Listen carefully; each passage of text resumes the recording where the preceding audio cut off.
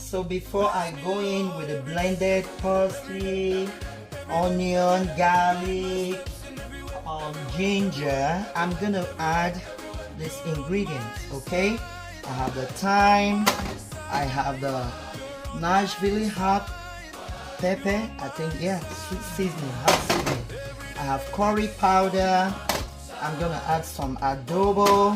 I'm gonna add some salt.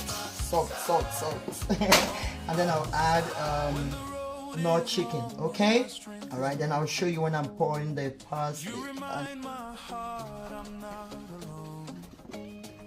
Just to give it a little spicy. So now everything is in. It's time to pour.